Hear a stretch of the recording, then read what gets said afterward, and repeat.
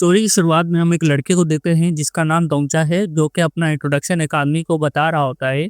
दोंचा बताता है कि जब भी वो दूसरों को अपना इंट्रोडक्शन देता है तो 10 में से 9 बार लोग उसे बच्चा समझ लेते हैं। दोंचा बताता है कि उसका ये नाम उसके फादर ने रखा है ताकि वो बड़े होकर एक स्ट्रॉन्ग और इंडिपेंडेंट इंसान बन सके। करंटली वो एक एम्प्लॉय है एज अ कॉन्ट्रैक्टर एक लार्ज कॉर्पोरेशन के अंदर। दोंचा बताता है कि उसकी हॉबी वेब नॉवल पढ़ना है जब वो काम से कर जा रहा होता है, पर आज उसका थोड़ा सा दिन अलग है क्योंकि आज उसकी एचआर भी उसके साथ ट्रैवल कर रही है और वो आती है इसको बोलती है कि अगर तुम इसी तरह फोन देखते रहोगे तो उसी के अंदर अटक जाओगे। जब जाता है कि उसकी एचआर का नाम संगो है। अपना लौंडा उसे हेलो करता है और वो बोलती है क्या तुम घर जा रहे हो। और तभी संगा डोंगा के पास बैठते हुए बोलती है कि आज वो लकी है क्योंकि उसका टीम मैनेजर बिजनेस ट्रिप पे गया हुआ है। और अपना लौंडा ये बात एक्सेप्ट नहीं कर पा रहा होता है कि जहाँ वो काम करता है वहाँ की सबसे पॉपुलर लड़की उसके बराबर में बैठी है। डोंगा पूछता है कि आप आमतौर पे सबवे से होम जाती हैं। डोंगा अपने मन में बोलता है कि मैं शर्त लगा सकता हूँ कि बहुत सारे आदमी संगा के पीछे हैं जहाँ पे वो काम करते हैं। संगा बताती है कि उसकी बाईसाइकिल चोरी हो चुकी है। अरे मैडम कोई दिक्कत नहीं, हम है ना, हम आपकी बाईसाइकिल बन जाएंगे। डोंगा सांझे से पूछा है कि आप बाइक पे काम करने आती हो। संगा बोलती है हाँ, मैं बहुत ज़्यादा ओवर टाइम कर रही हूँ जिसकी वजह से मुझे एक्सरसाइज करने का टाइम नहीं मिलता है और मेरे कुछ पर्सनल रीजंस भी हैं। अब इन दोनों का स्माइल वाला क्लैश होता है। डोंगा बोलता है कि मैं उसकी तरफ देख के बता सकता हूँ कि क्यों लोग उसके पीछे पागल हैं, पर सांगे अकेली रीजन नहीं है जिसकी वजह से आज का दिन थोड़ा सा अलग है। ये दोनों आपस में कुछ बातें कर रहे होते हैं और बातें करते करते सांगी उससे पूछते हैं कि तुम अपने फ़ोन में क्या पढ़ रहे हो। और डोंगा फौरन अपना फ़ोन साइड पे करता है और बोलता है कि वो बस नोवेल पढ़ रहा है। और संगा ये सुनकर बहुत ज़्यादा एक्साइटेड हो जाती है। वो बोलती है कि मेरा फेवरेट ऑथर मुराकामी हारुकी है,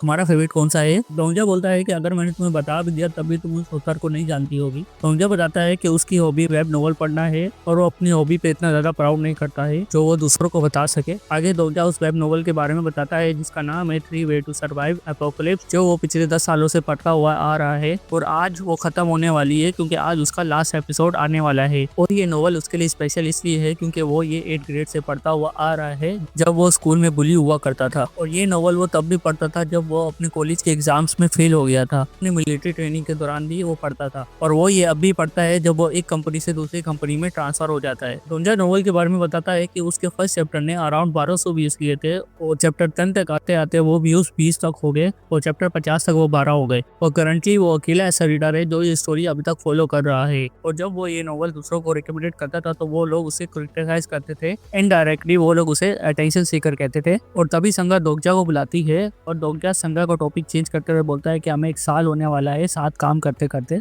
संगा भी उसकी बात से एग्री करती है। डोंगा बोलता है जैसे ये कल की बात हो और मुझे यकीन नहीं होता ये कॉन्ट्रैक्ट खत्म होने वाला है। और तभी डोंगा को याद आता है कि संगा पिछले महीने फुल टाइम एम्प्लॉय के लिए प्रमोट हुई है। वो इसे इस बात के लिए कॉन्ग्रेचुलेट करता है और देश से कंग्रेचुलेट करने के लिए माफी भी मांगता है और बोलता है कि शायद तुमने फॉरेन लैंग्वेज भी सीख ली है। तब बोलती है कि कोई बात नहीं क्योंकि उसने अभी तक अपना परफॉर्मेंस असाइनमेंट कंप्लीट नहीं किया। और डोंगा अपने मन में बोलता है कि वो एडमिट नहीं करना चाहता कि संगा बहुत ही कूल और मेहनती लड़की है और पूरा टाइम स्टडी करती रहती है जबकि वो खुद वेब नोवेल पढ़ता रहता है। और अगर संगा उस वेब नोवेल का कैरेक्टर होती तो वो डेफिनेटली हीरोइन होती। और तभी संगा डोंगा से कुछ बोलने वाली होती है। तभी डोंगा की नजर पड़ती है एक कीड़े पर जो इस बच्चे के बॉक्स में होते हैं और इन कीड़ों को देखकर डोंगा को आसपास का माहौल थोड़ा सा सस्पिशियस लग रहा होता है। और तभी संगा डोंगा को बोलती है कि वो साहब का नाम बता सकती है डोंगा को जो वो खुद यूज करती है। और डोंगा उसे मुंह पे मना कर देता है और बोलता है कि मैंने अपनी लाइफ खुद जीनी है। और संगा भी इस बात से बहुत ज्यादा इंस्पायर हो जाती है और बोलती है कि वो भी अपनी लाइफ खुद जिएगी बिल्कुल तुम्हारी तरह। और तभी डोंगा को एक थैंक यू मैसेज आता है और डोंगा को थोड़ा सा शक होता है क्या ये नोवेल के ऑथर का मैसेज है। और वो मैसेज में टाइप करके पूछता है क्या आप नोवेल के ऑथर हो। और ये ऑथर का ही मैसेज होता है जो कि डोंगा को थैंक यू बोलते हैं क्योंकि उसकी वजह से वो स्टोरी कंप्लीट कर पाए। उन्होंने एक प्राइज कॉन्टेस्ट भी जीता है। और डोंगा को इस बात के लिए यकीन नहीं आ रहा होता कि वो जो नोवेल पढ़ता है वो इतनी फेमस भी नहीं है, इसके बावजूद भी वो एक प्राइज कॉन्टेस्ट जीत गई है। वो इस बात के लिए ऑथर को कंग्रेचुलेट करते हुए पूछता है किस तरह का कॉन्टेस्ट जीत गई है। बताता है कि वो इतना बड़ा कॉन्टेस्ट नहीं था जो किसी ने सुना हो। और साथ में ये भी बोलते हैं कि जो सीरीज है वो बहुत जल्दी ही पेड कंटेंट बनने वाली है। इसका मतलब ये है कि आपसे कोई भी उसको फ्री में एक्सेस नहीं कर सकता। और होता डोंगा का थैंक यू करने के लिए उसे एक स्पेशल गिफ्ट भी देना चाहते हैं, इसलिए वो उससे उसका ईमेल एड्रेस मांगते हैं क्योंकि डोंगा की वजह से ही वो अपनी स्टोरी को पब्लिश कर पाए थे। और डोंगा सोच ही रहा होता है कि उसे प्रेजेंट क्या मिल सकता है। और तभी डोंगा को ईमेल आता है में लिखा है कि आज शाम 7 बजे जो नोवेल है वो बिल्कुल पेड कंटेंट बनने वाली है। और साथ में ये भी लिखा है कि ये तुम्हें हेल्प करेगा। और अभी 6:55 हो रहे हैं, इसका मतलब है कि 5 मिनट बाकी है, उसके बाद नोवेल पेड कंटेंट बन जाएगी। और डोंगा वेब नोवेल चेक करने लगता है पर उसे सर्च रिजल्ट में कुछ मिलता ही नहीं है। नोवेल पहले से ही रिमूव हो गई है। और डोंगा को ये बात अजीब लगती है है कि बगैर किसी नोटिस के नोवेल रिमूव हो गई है। वो चीज को लेकर सोच ही रहा होता है, तभी ट्रेन अचानक से रुक जाती है और पूरी ट्रेन में अफरा तफरी का माहौल बन जाता है। और दोजा संगा से पूछता है कि क्या तुम ठीक हो, तो बोलती है कि मैं ठीक हूँ, पर अभी अचानक से ये हुआ क्या है। तभी दोजा की नजर पड़ती है टाइम पर, जो कि 7 बज चुके हैं। इसका मतलब है कि नोवेल अभी जो है पैड कंटेंट हो चुकी है। और तभी सबवे के डब्बे में एक अनाउंसमेंट होती है, उसमें बोला जाता है लेडीज एंड जेंटलमैन ध्यान दीजिए थोड़ा सा। और तभी दोजा की नजर पड़ती है इस लाइट पर, जहाँ से एक क्रीचर बाहर आता है और बोलता है कि फ्री सर्विस खत्म होती है और प्लेनेटरी सिस्टम खत्म होता है, यानी अर्थ का सिस्टम खत्म होता है और अभी से मेन सिनेरियो शुरू होता है। और ऑन द अदर हैंड दोजा इस क्रीचर को अच्छे से जानता है, जो कि आते साथ ही इन लोगों को गाली देना शुरू कर देता है। और इसी मूवमेंट के बाद से ये असली दुनिया एक फिक्शन वर्ल्ड में बदल जाती है। और यहाँ मुझे लोगों को समझ ही नहीं आ रहा था ये क्रीचर क्या बोल रहा है। पर हमें दोजा के तौर से पता चलता है कि इस क्रीचर का नाम दोकबी है, जो कि उस एग्जैक्ट सेम नोवेल में स्टार्टिंग में आया था जो वो रोज पढ़ता है। और इसी ने उस नोवेल के सारे इवेंट्स को करवाया था आने वाले हजारों चैप्टर तक। और दोजा को यकीन नहीं आ रहा था कि ये वही क्रीचर है जो उस नोवेल के अंदर आया था। तभी ये मैडम बोलती है शायद वो स्पेनिश बोल रहा है, मैं जाकर उससे बात करूँ। दोजा बताया तुझे तो पता भी नहीं है वो क्या चीज है और तू उससे क्या पैसे मांगने वाली है। बोलती है नहीं, मैं ऐसा नहीं करने वाली। तभी वो क्रीचर यहाँ मौजूद लोगों को बोलता है क्या तुम सब मुझे सुन सकते हो। तभी भीड़ में से ये बंदा उस क्रीचर को बोलता है कि भाई तू कर क्या रहे, यहाँ कोई मूवी की शूटिंग चल रही है क्या, और जल्दी से ट्रेन चला, मुझे ऑडिशन में जाना है। तो कभी बोलता है ऑडिशन, वो भी इतनी लेट, आई थिंक मुझे और ज्यादा रिसर्च करनी चाहिए थी। तो उन्होंने मुझसे कहा था कि मेरे पास बहुत ज्यादा कस्टमर होंगे अगर मैं 7 बजे के आसपास पेवल स्टार्ट करूंगा। तो कभी किन लोगों की बात कर रहा है वो हम बाद में जानेंगे, पहले हम करंट स्टोरी पे आते हैं, जहाँ पे लोग कभी इन लोगों को चुप कराने की कोशिश कर रहा होता है और बोलता है कि मुझे तुम लोगों को कुछ इंपॉर्टेंट बताना है। और ये लोग तो बिल्कुल भी इसकी नहीं सुन रहे होते, तो भाई क्या है इधर को, जल्दी से ट्रेन स्टार्ट करना। और ये लोग पागलों की तरह इसके ऊपर चिल्ला रहे होते हैं। तभी ये मैडम आगे आ रही होती हैं, पर दोजा उसे रोक के बोलता है कि भाई हिलना मत। और यहाँ मौजूद लोगों की शोर की वजह से दोकबी का दिमाग खराब होने लगता है। वो बोलता है चुप करो, और वो यहाँ मौजूद एक लड़के का सर खोल देता है, जिस चीज को देख कर यहाँ मौजूद लोगों की फट जाती है। बोलते हैं हम कोई फिल्म शूट नहीं कर रहे और ना ही ये कोई ड्रामा है और ना ही ये कोई नोवेल है, ये एक रियलिटी है जिससे तुम सब अच्छे से वाकिफ हो। और इस चीज के बाद दोजा भी समझ आता है कि उसके सामने जो क्रीचर है वो कोई मजाक नहीं है, वो एक रियलिटी है जो कि अब उसे एक्सेप्ट करना पड़ेगा। और वो क्रीचर बोलता है कि अब तक तुम लोगों ने बहुत सुकून की जिंदगी जी है, तुम लोग सांस ले पाते थे, खा पाते थे, काम कर पाते थे और प्रोड्यूस कर पाते थे, वो भी बगैर कुछ पे किए, और तुम सब लोगों ने अपनी पीछे जिंदगी बहुत इंजॉय कर ली। और अब सब खत्म होता है और कुछ भी फ्री नहीं है इस लाइफ में। And just look at this evil smile, भाई इन सबका गिफ्ट बर्थडे वाला भाई।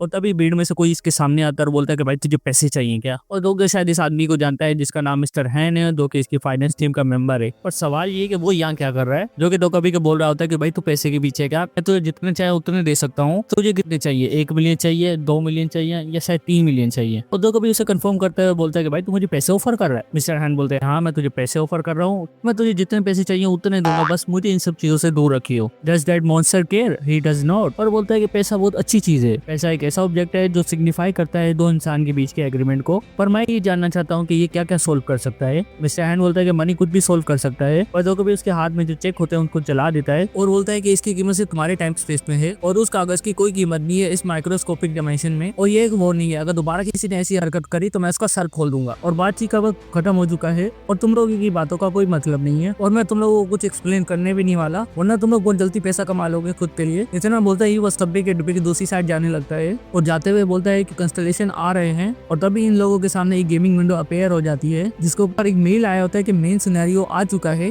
और उस मैसेज के अंदर लिखा होता है एक या एक से ज्यादा लिविंग ऑर्गेनिज्म को मार डालो, जिसके बदले में 300 हमें कॉइंस मिलेंगे और अगर ये मिशन फेल हुआ तो तुम भी बाकियों की तरह मारे जाओगे और ये मिशन के लिए इनके पास सिर्फ और सिर्फ 30 मिनट का टाइम है। दोकबी यहाँ मौजूद लोगों को गुड लक बोलता है और मैं एक्सपेक्ट कर रहा हूँ कि मुझे एक इंटरेस्टिंग स्टोरी देखने को मिलेगी। And again just look at this evil smile, जिसको देखते ही इन लोगों की फट आती है। यहाँ पे संगा पुलिस को फोन करने की कोशिश करती है पर कोई भी फोन ही नहीं उठा रहा होता है और वो दोजा से पूछते कि अब हमें क्या करना चाहिए। दोजा उसे साथ करते हुए पूछता है कि क्या तुमने वो गेम खेला है जिस पर करंटली हमारी गेमिंग डेवलपमेंट टीम काम कर रही है, जिसमें बहुत ही कम लोग सर्वाइव कर पाते हैं। वो उससे पूछती है कि इस बात का उससे क्या लेना देना है। दोजा से बोलते हैं कि इस तरह सोचो कि हम लोग अब एक गेम का पार्ट है और हमें बस गेम के रूल्स फॉलो करने हैं और अगर हम लोग गेम के रूल्स फॉलो करेंगे तो हम लोग डेफिनेटली सर्वाइव कर जाएंगे और हमें बस पता लगाना है कि वो रूल्स है क्या। जाके पॉइंट ऑफ व्यू से आसपास का माहौल देखते हैं, जहाँ हम उस क्रीचर को देखते हैं और जमीन पर डेड बॉडीज पड़ी हुई है, कुछ लोग खून में लथपथ हैं, कोई प्रे कर रहा है और कोई सबवे का दरवाजा पीट रहा है। और ये सब देखकर दोजा को अभी भी यकीन नहीं आ रहा होता है कि वो जो नोवेल पिछले 10 साल से पढ़ता हुआ आ रहा है उसके अंदर की मौजूद सारी चीजें अब सच हो रही हैं और उसे अब क्या करना चाहिए यहाँ पे सर्वाइव करने के लिए। कोई आता है जो यहाँ मौजूद लोगों को शांत करने की कोशिश कर रहा होता है और बोलता है कि अब सिचुएशन थोड़ी नेशनल लेवल इमरजेंसी पर चली गई है और हमारी एक छोटी सी गलती की वजह से हम लोगों को एक भारी नुकसान हो सकता है। इस सिचुएशन का इंचार्ज मैं रहूंगा। यहाँ मौजूद ऑडियंस बोलती है कि भाई तू है कौन और तू क्या बकवास कर रहा है, और वो बताता है कि मेरा नाम हायोन सिंह है और मैं एक आर्मी लिeutenant हूँ इन यूनिट 6025 और मैंने अपनी यूनिट से मैसेज रिसीव किया है कि नेशनल लेवल इमरजेंसी अलर्ट हो चुकी है और ये लोग यहाँ पर इस लिeutenant पे ही चिल्लाना शुरू कर देते हैं और बोलते हैं कि यहाँ पे क्या चल रहा है और ब्लू हाउस का क्या हुआ और प्रेसिडेंट को कॉन्टेक्ट करो इसी वक्त। लिeutenant बोलता है कि मैं ट्राई कर रहा हूँ पर उनसे अभी कॉन्टेक्ट नहीं हो रहा है और लिeutenant बोलता है कि सॉरी सर, मैं बस एक सोल्जर हूँ और मैं ब्लू हाउस में डायरेक्ट कॉन्टेक्ट नहीं कर सकता। ये सुनने के बाद वो लोग उस पर और ज्यादा भड़क जाते हैं और दूसरी तरफ दोजा बोलता है कि मुझे लगा ही था कि ये एक नेशनल लेवल इमरजेंसी अलर्ट बन जाएगा, पर मेरे लिए ये सरप्राइजिंग नहीं है, मेरे लिए सरप्राइजिंग कुछ और है और वो ये है कि सब लोगों को बचाने के लिए लिeutenant हासिल सियोंग भी इसमें आ जाएगा, जो कि सेम उसी नोवेल का करेक्टर है जो वो रोज पढ़ता था। और ये बिलीव करना मुश्किल है कि उसका एक और करेक्टर आ चुका है, पर प्रॉब्लम ये कि ओरिजिनल स्टोरी में लिeutenant फर्स्ट सिनेरियो कंप्लीट होने के बाद आया था और अभी तो फर्स्ट सिनेरियो बस शुरू ही हुआ है और ये इतनी जल्दी कैसे आ गया। और अगर मैंने नोवेल एक और बार पढ़ी होती तो मुझे पता होता एग्जैक्टली क्या हो रहा है। और तभी कोई पीछे से बोलता है कि प्राइम मिनिस्टर कुछ बोल रहे हैं नेशनल लेवल इमरजेंसी के बारे में। यहाँ पे ये लोग न्यूज चेक करते हैं, यहाँ पे प्राइम मिनिस्टर बताते हैं कि हम लोगों पे अनचान टेररिस्ट अटैक हो गए हैं सियोल के अंदर और कंट्री के बाकी एरियाज पर भी और गवर्नमेंट बहुत जल्दी इन लोगों के खिलाफ एक्शन ले लेगी। और जो लोग बोलते हैं कि प्राइम मिनिस्टर क्यों स्पीच दे रहा है, प्रेसिडेंट कहाँ पर है, कहीं टेररिस्ट ने उनको पहले से मार तो नहीं दिया। अभी दूसरा बंदा बोलता है कि भाई तू पागल तो नहीं है, ऐसी अफवाहों पे यकीन क्यों कर रहा है। तो बंदा बोलता है कि भाई मुझे नहीं पता, मैंने वीडियो के कमेंट्स में देखा था। और तब इन लोगों की आंखों के सामने प्राइम मिनिस्टर भी मारे जाते हैं और तभी वो क्रिस्चियन धोखा भी बोलता है कि मैंने तुम लोगों को पहले ही कहा था, यहाँ कोई मजाक नहीं चल रहा है और मुझे लगता है कि तुम लोगों को अभी भी समझ नहीं आया है और तुम लोगों को अभी भी लगता है कि हम लोग कोई गेम खेल रहे हैं। और चलो फिर ठीक है, मेरी रिसर्च के हिसाब से इस कंट्री के लोग गेम खेलने में बहुत ही अच्छे हैं, तो फिर क्यों ना गेम की डिफिकल्टी थोड़ी सी बढ़ा दी जाए। अब तुम लोगों के पास 30 मिनट का वक्त नहीं है, तुम्हें ये सिनेरियो 10 मिनट के अंदर अंदर कंप्लीट करना होगा और यहाँ पे टाइम और भी रिड्यूस हो जाता है और अब बस इन लोगों के पास सिर्फ और सिर्फ 10 मिनट का टाइम है इस सिनेरियो को कंप्लीट करने के लिए। और साथ में इन लोगों को एक एडिशनल पेनल्टी भी देनी पड़ेगी और वो ये है कि अगले 5 मिनट में अगर कोई नहीं मारा गया तो फिर बाकी मौजूद लोगों को मैं मार डालूंगा। तो यहाँ मौजूद लोग और ज्यादा पैनिक करने लग गए हैं और दूसरी तरफ दोजा को यहाँ पे कुछ अजीब लग रहा होता है और वो बताता है कि सब कुछ एग्जैक्ट नोवेल की तरह हो रहा है और वो जो लिeutenant है वो पहले ही आ चुका है जबकि उसको फर्स्ट सिनेरियो कंप्लीट होने के बाद आना था, पर अभी तक वो नहीं आया जिसका मैं इंतजार कर रहा हूँ। दोजा यहाँ किसकी बात कर रहा है वो हम बाद में जानेंगे, पर वो बताता है कि जैसे कि मुझे याद है कि वो किसी भी वक्त आता होगा, वो यहाँ किसी ने दूसरी केबिन के अंदर किसी का मर्डर कर दिया है और तभी यहाँ पे कोई दरवाजे से एस्केप करने की कोशिश करता है और उनके सामने एक लाइटनिंग बॉल आ जाती है और दोका भी बताता है कोई भी अंदर और बाहर नहीं जा सकता जब तक फर्स्ट सिनेरियो कंप्लीट नहीं हो जाता। और मैंने तो अभी शुरुआत भी नहीं कही है और चीजें इतनी जल्दी दिलचस्प हो गई हैं। चलो फिर ठीक है, मैं तुम लोगों को एक छोटा सा हिंट देता हूँ, तो क्यों ना तुम लोगों को दिखाया जाए कि अगर तुम लोगों ने अगले 5 मिनट में कुछ नहीं किया तो तुम लोगों के साथ क्या हो सकता है। और यहाँ पे हमें गेमिंग विंडो के अंदर एक वीडियो दिखाई जाती है जो कि क्लासरूम की होती है, जहाँ पे पहले माहौल एकदम शांत होता है और उसके बाद वहाँ पे अफरा तफरी का माहौल बच जाता है। हर कोई अचानक से मरने लगता है, दोनों लड़कियों को देते हैं जो भाग रही होती है। तभी इनमें से एक अचानक से मर जाती है और दूसरी वाली को कोई और मार देता है और उसको जिसने मारा है और उस लड़की का नाम है जे आली और ये अकेली उस क्लास की सर्वाइवर है जो कि एक सेकंड ईयर स्टूडेंट है। और इतना सब देखने के बाद ये लोग बिल्कुल शौक में चले जाते हैं और बोलते हैं कि यहाँ पे क्या चल रहा है। और दो कभी बोलता है कि हाँ भाई तुम लोगों को क्या लगता है, मजेदार है ना। और दोजो को फिर अजीब लग रहा होता है कि वो अभी तक नहीं आया है और मैं तो ये भी नहीं जानता कि हम लोग इस स्टोरी का पार्ट है भी या नहीं। और वो नोवेल करने की कोशिश करता है पर नोवेल तो ऑलरेडी रिमूव हो चुकी है और वो बताता है कि ये नोवेल तो इतनी पॉपुलर भी नहीं है, इसके बावजूद ये रिमूव कैसे हो गई। तभी दोजा को कुछ याद आता है और वो उस ऑथर के ईमेल को खोल के देखता है जहाँ एक फाइल अटैच होती है, जिसको देख के दोजा हैरान हो जाता है कि वो फाइल उसी नोवेल की होती है जो वो रोज पढ़ता है, जो स्टार्टिंग में रिमूव हो गई थी। And bro still in shock कि वो नोवेल अब भी पढ़ सकता है और क्या ऑथर ने मुझे प्रेजेंट में नोवेल भेजी है और क्या ये लीगल भी है। आगे दोजा बताता है कि नोवेल के अंदर सभी सर्वाइवर के पास कुछ न कुछ स्पेशल एट्रीब्यूट होते हैं जो कि लिंक होते हैं उनकी स्किल्स से, बिल्कुल एक गेम की तरह। पर वो जब अपना एट्रीब्यूट विंडो खोलने की कोशिश करता है पर वहाँ पे लिखा आता है कि एट्रीब्यूट विंडो नहीं खोल सकता, जिसे देख के दोजा थोड़ा शौक में चले जाता है क्योंकि अगर वो एट्रीब्यूट विंडो नहीं खुलेगा तो उसको पता नहीं चलेगा कि उसकी स्किल्स क्या है। लेकिन जब वो नोवेल पढ़ने की कोशिश करता है तो उसका एट्रीब्यूट खुद ही एक्टिवेट हो जाता है, जिसकी वजह से वो 1 से भी कम मिनट में पूरी नोवेल पढ़ लेता है। और पढ़ते पढ़ते उसकी नजर पड़ती है एक नंबर पर जो कि सब्वे का केबिन नंबर है, जो कि एग्जैक्ट सेम नंबर है जिस केबिन में वो खुद है। और इसको देखने के बाद दोजा को समझ आ जाता है क्यों उसके आसपास चीजें थोड़ी सी अलग हैं और क्यों उस नोवेल का मेन कैरेक्टर अभी तक नहीं आया, क्योंकि मेन कैरेक्टर जिस डब्बे में ये लोग उससे आगे वाले डब्बे में है। के बाद संगा बोलते हैं कि हमें उस आदमी को रोकना चाहिए। संगा की बात सुन के दोजा पीछे मुड़ के देखता है तो यहाँ एक आदमी किसी ओल्ड मैन को मार रहा होता है और वो उस बूढ़े आदमी को एक चांटा रख के देता है और इस आदमी का नाम है किम नैमून। और दोजा भी जाता है, जहाँ तक उसे याद है नोवेल के अंदर जो सबवे का इनका डब्बा है उसके अंदर सिर्फ 2 लोग ही सर्वाइव कर पाए थे, एक ये किम नैमून और दूसरा ली हंगसंग। का मतलब है संगा दोजा दोनों इस केबिन के अंदर मारे जाएंगे। तभी नैमून उस बूढ़े आदमी को एक और थप्पड़ मारने वाला होता है, जिसको आकर मिस्टर हान रोक लेते हैं और बोलते हैं कि तू ये क्या कर रहा है बच्चे। और नैमून उसको जवाब देते हुए बोलता है कि ओए बूढ़े आदमी, तुझे मरना है क्या और तुझे दिखाई नहीं दे रहा यहाँ क्या चल रहा है। और अपने पीछे देख, अभी हम लोगों के सामने कुछ लोग मारे गए हैं और तू अभी तक नहीं समझा कि आर्मी हमें नहीं बचाने आने वाली। इसका मतलब है कि किसी न किसी को तो मरना पड़ेगा और हमें बस पिक करना है कि हमें किसे मारना है। और मुझे पता है तू क्या सोच रहा है, मुझे लगता है कि हम लोग सबसे ऊपर हैं और हम कैसे एक दूसरे को जानवरों की तरह मार सकते हैं। नॉर्मली मैं भी तेरी बात से एग्री कर लेता, पर अभी हम जिस सिचुएशन के अंदर है ना हमारे पास और कोई चॉइस नहीं है, या तो मार डालो या तो मर जाओ। और हमें कोई क्यों ब्लेम करेगा जब हमारी अपनी जिंदगी खतरे में हो। ठंडे दिमाग से सोच जरा, जिस दुनिया को तू जानता था वो खत्म हो चुकी है और ये नई दुनिया है और हमें इस नई दुनिया के रूल्स मानने पड़ेंगे। इतना बोलते हैं नामो उस बड़े आदमी को और मारने लगता है और बोलता है कि तुम सब क्या बैठ के देखने वाले हो, तुम लोगों को मरना है क्या। इतना सब कुछ सुनने के बाद मिस्टर हान की पड़ी आती है और कोई भी उस बड़े आदमी को बचाने के लिए आगे नहीं आता और नामो के साथ बाकी लोग भी उस आदमी को मारना शुरू कर देते हैं। और अभी हम दोजा के थॉट सुनते हैं कि अगले 5 मिनट में अगर कोई नहीं मारा गया तो सब लोग मर जाएंगे और मुझे बहुत पहले ही रियलाइज कर लेना चाहिए था। और ऐसा लगता है कि मैं नोवेल का कोई पार्ट पढ़ रहा हूँ और ऐसा लगता है जैसे ये लोग कोई और ही दुनिया में है और मैं बस तमाशा देख रहा हूँ। वो बूढ़ा आदमी तो इनका पहला शिकार बना है और अगर मैं लापरवाह हूँ तो स्टोरी के अंदर इन्वॉल्व होऊंगा तो शायद नोवेल की स्टोरी के कुछ प्लॉट चेंज हो सकते हैं मेरी वजह से। और मैं ऐसे खड़े रह के उसको मरने नहीं दे सकता ताकि मैं जिंदा रह सकूं। कभी संगा उस आदमी को बचाने के लिए आगे जा रही होती है पर दोगजा उसे रोक के बोलता है कि लापरवाह बनने की जरूरत नहीं है, आगे खतरा है, वो लोग तुझे मार डालेंगे। संगा बोलते है मुझे अच्छे से पता है पर मुझे जाना होगा वरना वो लोग उस बूढ़े आदमी को मार डालेंगे। पर दोगजा उसे रोक लेता है और अपने मन में बोलता है संगा इस नोवेल की कहानी को चेंज नहीं कर सकती क्योंकि वो इस दुनिया की हीरोइन नहीं है। और वो संगा को बोलता है कि यही रुको और बोलता है प्लीज जैसा मैं बोलूँ वैसा करो और अगर तुम मेरी सुनोगी मैं तुम्हें वादा करता हूँ मैं तुम्हें दोबारा कभी परेशान नहीं करूंगा ना। बोलते हुए संगा को वहीं छोड़ के आगे बढ़ने लगता है और बोलता है कि शायद मैं बहुत जल्दी इस मामले में टांग अड़ा रहा हूँ, हालांकि मेरा ये प्लान भी नहीं था और मैंने पहले इंटरफेस इसलिए नहीं किया कि मैं नोमो और बाकी लोगों से डरता हूँ पर क्योंकि मैं सही मौके का इंतजार कर रहा था। इस तरह बोलते ही दोगजा उन लोगों की तरफ भागता है और वहाँ बोलते साथ ही वो नामो को धक्का देकर साइड पे कर देता है जिसकी वजह से वो इतनी दूर जाके गिरता है। नामो उसको बोलते है कि भाई तेरी प्रॉब्लम क्या है और क्या तू उस लेडी को मारने वाला है। और दोगजा सोचता है कि शायद मैंने उस बुजुर्ग को बचा लिया है पर मैंने सिर्फ उसके लिए नामो को धक्का नहीं दिया। और वो अपने आसपास देखता है और उसे वो मिल जाता है जो वो ढूंढ रहा था, वो है ये बच्चा। वो फौरन उसके पास पहुंचता है और बच्चे से उसका बॉक्स लेकर उसमें से एक कीड़ा निकालकर इसको पकड़ा देता है और इन लोगों को बोलता है कि भाई रुक जाओ, उस लेडी को मारने से तुम लोग बच नहीं जाओगे। इतना बोलते ही सब लोग की अटेंशन दोगजा की तरफ चली जाती है और दोगजा इन लोगों को बोलता है मान लो हमने उस लेडी को मार दिया और अगर वो लेडी मर जाती है तो क्या हमें कुछ और टाइम मिलेगा, इसलिए कि हमने किसी को दी हुई टाइम लिमिट में मार दिया है। पर उसके बाद क्या। और अगर दोगजा भी यानी उस क्रीचर ने झुका है वो सच है तो इसका मतलब ये कि हम में से हर एक इंसान को एक इंसान मारना पड़ेगा। तो फिर अगला कौन मारा जाएगा, क्या तुम अपने साथ वाले इंसान को मारने वाले हो। और नामो दोगजा की बात का जवाब देते हुए बोलता है कि और नहीं तो क्या, हम तेरे जैसे लूजर्स को मारने वाले हैं और इसके बाद अपनी बारी की फिक्र करने की जरूरत नहीं है क्योंकि ऐसा होने के चांसेस 50-50 हैं। और दोगजा को लगा ही था ये ऐसा ही कहेगा और वो इन लोगों को बोलता है कि हम लोग अपनी जिंदगी दांव पे क्यों लगाएं जबकि हम लोग बिना खूनी बने ही सर्वाइव कर सकते हैं। और तुम लोग भूल गए होगा सिनेरियो ने ये नहीं कहा था कि हमें इंसानों को मारना है। और वो इनकी तरफ कीड़ा आगे करते हुए बोलता है कि हमें एक या एक से ज्यादा लिविंग ऑर्गेनिज्म को मारना है। और दोगजा ये बोलते हुए इन लोगों को एक कीड़े का बॉक्स दिखा देता है जिसके अंदर ये गिनती के 3-4 ही कीड़े हैं। इस तरह सुनते ये लोग पागलों की तरह दोगजा के ऊपर चढ़ जाते हैं और वो दोगजा की तरफ अप्रोच कर रहे होते हैं and bro is enjoying this.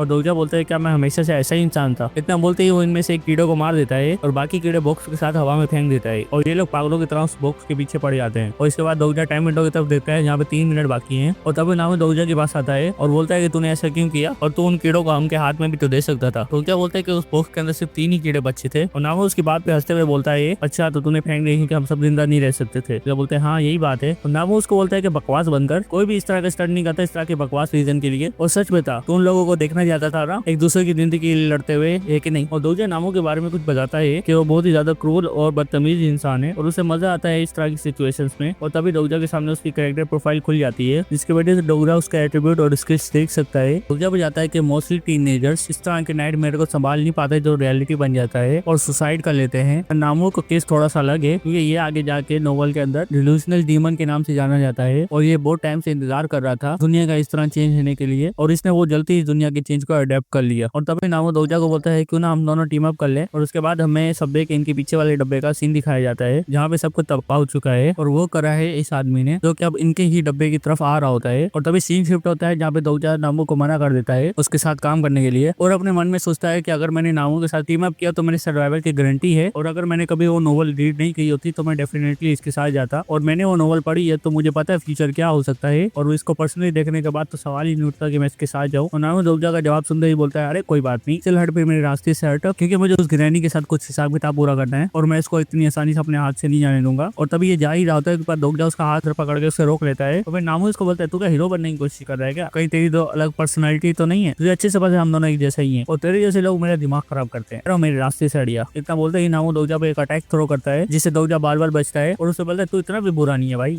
इसके बाद वो दोगजा पे एक और अटैक थ्रो करता है तो दोगजा अपने एल्बो से ब्लॉक कर लेता है और उसका इम्पैक्ट दोगजा के चेहरे पे साफ साफ दिख रहा होता है। और दोगजा इसका एट्रीब्यूट पहचान लेता है जिसका नाम इग्लोड है और ये अपनी स्किल एक्टिवेट करके दोगजा पे एक अटैक थ्रो करने वाला होता है और दोगजा इसे भी डॉज कर लेता है। और नामो बोलता है कि मैं तो भाई बहुत ज्यादा स्ट्रॉन्ग हूँ और तू मुझे कैसे हराने वाला है मुझसे भाग भाग कर। और दोगजा भी जाता है यही रीजन है कि उस नोवेल के मेन कैरेक्टर ने नामो को अपने साथ लिया था क्योंकि ये बहुत ही ज्यादा स्ट्रॉन्ग है और ये जानते हुए कि ये एक साइकोपाथ है, पर मुझे अब क्या करना चाहिए। तो फिर डोजो के सामने एक विंडो खुल जाती है जिसपे लिखा है आपने अपनी एक पर्सनल स्किल लेवल 1 कर ली है जिसका नाम है ओनिसेस रीडर व्यू पॉइंट। और डोजो उसे देख के बोलते हैं ये क्या चीज है और ये किस तरह की स्किल्स है। इसके बाद सीन इन लोगों पे शिफ्ट होता है जो कि अभी भी उन कीड़ों के लिए लड़ रहे हैं। 12 सीन इन लोगों पे शिफ्ट हो जाता है जहाँ पे नामो दोबारा डोगजा पर एक लेफ्ट हैंड से अटैक करता है और फिर राइट हैंड से करता है और फिर दोबारा लेफ्ट हैंड से करता है। पर डोगजा इसके सारे अटैक को डोज करता जा रहा होता है जिसकी वजह से नामो का दिमाग खराब होता है। बोलता है को लग क्यों नहीं रही है और डोगजा उसको बोलता है तू जितनी ट्राई करने कर पर तेरे अटैक मुझ पे नहीं लगने वाले, जिसकी वजह है कि उसकी स्किल्स एक्टिवेट हो चुकी है ओमनिशियस रीडर व्यू पॉइंट वाली, जो डोगजा को बता जाती है कि उसके सामने वाला उस पर कैसे अटैक करने वाला है। उसके बाद नामो एक लेफ्ट हैंड से अटैक करता है पर डोगजा जैसे ही उसका लेफ्ट हैंड का अटैक डोज करता है पर नामो सीधा अगला अटैक सीधा उसके मुंह पे करता है। पर लकीली डोगजा लास्ट मोमेंट पे उससे भी बच जाता है जिसकी वजह से नोमन का और भी ज्यादा दिमाग खराब हो जाता है। और इस पॉइंट पे डोगजा को भी समझ आ जाता है कि वो ज्यादा देर तक नामो के अटैक्स को डोज नहीं कर सकता और उसके बाद थोड़ी देर और होल्ड करना है। और डोगजा नामो को बोलता है बच्चे सिर्फ 2 मिनट बचे हैं और तभी नामो की जरूरत हो जाती है उस लेडी पर जो डोगजा के पीछे बेहोश पड़ी है। और ये चीज डोगजा भी नोटिस कर लेता है और वो ये बात समझ आता है अगर ये लेडी मारे गई तो नामो भी ये सिनेरियो क्लियर कर लेगा और डोगजा ये चीज कभी नहीं होने देगा, इसलिए वो फटाक से उस लेडी के पास जाता है और नामो उसको बोलता है कि मुझे लगा ही था तू ऐसा ही करेगा। और वो डोगजा को ये बोलने के साथ अपना चाकू निकाल लेता है और वो सीधा डोगजा के दिल पे अटैक कर देता है। पर डोगजा इसे भी डॉज कर लेता है और डॉज करने के चक्कर में डोगजा को लग जाती है और उसे वहाँ पे बहुत ज्यादा जलन महसूस होने लगती है। इसके बावजूद डोगजा उस लेडी को उठाता है और उसे साइड में रखने के लिए लेके जा रहा होता है और जाते हुए बोलते हैं अगर मैं नामो से हारा तो क्या मैं यहाँ मारा जाऊंगा। और ये नई दुनिया सिर्फ और सिर्फ सर्वाइवल पर पेश है और ये दुनिया हमेशा से ऐसी ही थी, जंगल के कानून के हिसाब से ताकतवर हमेशा कमजोरों पे राज करते हैं और ये नई दुनिया बिल्कुल पहले वाली दुनिया जैसी ही है, बस रूल्स बदल गए हैं और अगर मुझे सर्वाइव करना है तो मुझे वो रूल्स फॉलो करने होंगे। और इसके बाद नामो डोगजा के पास आते हुए बोलता है तो कितनी देर मेरे से भागने वाला है, तेरे पास तो भागने के लिए ताकत भी तो नहीं बची, फिर मेरे लिए एक काम कर, ये भागना भागना बंद कर, हमारे पास टाइम वैसे ही बहुत कम है। और इस पॉइंट के बाद डोगजा भी समझ जाता है अगर उसने हेजिटेट करा तो वो मारा जाएगा। डोगजा से बोलता है नामो किन second year student at Cheongil high school, ये बता क्या इंसेक्ट्स के अंडे भी लिविंग ऑर्गेनिज्म में आते हैं। और नामो से बोलता है तू अचानक से किस बारे में बात कर रहा है। डोगजा से बोलता है जवाब बहुत सिंपल है और इसका जवाब है हाँ। और इतना बोलते ही डोगजा के हाथ में जो फीमेल ग्रास होपर है वो उसे मार डालता है और फीमेल ग्रास होपर के साथ उसके बहुत सारे अंडे भी थे और जिनको फोड़ कर डोगजा को बहुत सारे बोनस पॉइंट्स मिलते हैं क्योंकि उसने बहुत ज्यादा लिविंग ऑर्गेनिज्म को मार डाला है। और नामो डोगजा के पास आते हुए बोलता है कि मुझे कैसे पता होगा कि कीड़ों के अंडे लिविंग ऑर्गेनिज्म में आते हैं या नहीं। और इतना बोलते ही वो डोगजा पे अटैक करता है और डोगजा को इंसेक्ट मारने के 2700 पॉइंट्स मिले थे जो अभी वो सारे के सारे स्टेमिना में इन्वेस्ट कर देता है, जिसकी वजह से उसका स्टेमिना लेवल 10 हो जाता है और उसकी फिजिकल ड्यूरेबिलिटी बढ़ जाती है, जिसकी वजह से नामो का नाइफ वाला अटैक डोगजा को लगता ही नहीं है, जैसे उसकी पूरी बॉडी स्टील की हो गई हो। और नामो डोगजा से पूछता है कि तूने ये कैसे किया और डोगजा बताता है ग्रास ऊपर एक टाइम में 100 से भी ज्यादा अंडे देते हैं। और नामो बोलता है कि भाई तू क्या बोल रहा है और डोगजा उसे क्लियर करते हुए बोलता है कि भाई मैं नहीं मरने वाला और इसका मतलब है कि तू मरने वाला है। और हम देखते हैं कि टाइम लिमिट सिर्फ 1 मिनट ही बचा है। ये सुनने के बाद नामो बिल्कुल पैनिक में आ जाता है और वो ब्लाइंडली डोगजा पे अटैक करता रहता है और जिसमें से किसी भी अटैक का डोगजा पे कोई असर नहीं होता। उसके बाद नामो डोगजा को एक डेडली पंच मारने वाला होता है और लास्ट में टाइम खत्म हो जाता है। टाइम खत्म ही यहाँ पे कोई आता है, बोलता है कि ये कुछ मजेदार है और आखिर यहाँ पर हुआ क्या है, मैं बस थोड़ी देर के लिए बाहर गया था और यहाँ पे इतना सब कुछ हो गया। और हम देखते हैं कि इन लोगों ने फर्स्ट सिनेरियो खत्म कर दिया है जिसके सर्वाइवर हैं मिलिट्री मैन है सियोंग, डोगजा की फ्रेंड तंगायू और वो कीड़ो वाला बच्चा ग्लियोंग ली और डोगजा की फाइनेंस टीम से मिस्टर हान। और हम देखते हैं कि नामो कुन मारा गया है और उसको किसने मारा है वो हम डोगजा के फ्लैशबैक में देखते हैं जहाँ नामो डोगजा से भीख मांग के बोलता है कि भाई मुझे बचा ले किसी भी हाल में। और डोगजा उसको बोलता है कि मैं ऐसा क्यों करूं और ये चीजें पुरानी दुनिया में होती थी और तूने ही तो कहा था नई दुनिया के नए रूल्स। और इतना बोलने के साथ ही नामो डोगजा के सामने मारा जाता है और डोगजा नामो के बारे में सोचते हुए बोलता है कि हाँ मैं तेरे जैसा ही हूँ, मैं इन लोगों को बचा सकता था जो यहाँ मारे गए हैं और शायद ये झूठ होगा अगर मैं ये कहूँ कि मुझे इस बात का गिल्ट नहीं है। और ये थोड़ा अजीब है, मैं इतना रिलैक्स कैसे हूँ, ऐसे लग रहा है मैं अभी भी नोवेल पढ़ रहा हूँ जबकि वो सच हो चुकी है। और तभी डोगजा के साथ बाकी सर्वाइवर्स की बात नजर जाती है जहाँ वो देखते हैं कि खतरा अभी टला नहीं है और सब्बे के बार कोई मॉन्स्टर इनका इंतजार कर रहा है। तो अब सवाल ये है कि क्या डोगजा जो कि अकेला ऐसा इंसान है जो ये जानता है कि ये दुनिया कैसे खत्म होगी, क्या इन लोगों के साथ आगे तक सर्वाइव कर पाएगा। इसी के साथ खत्म होता है ओमनिशियस रीडर पार्ट 1। नेक्स्ट पार्ट देखने के लिए चैनल को सब्सक्राइब कर दीजिए और नोटिफिकेशन बेल ऑन कर दीजिए और मैं आपको मिलता हूँ एक नए पार्ट के साथ।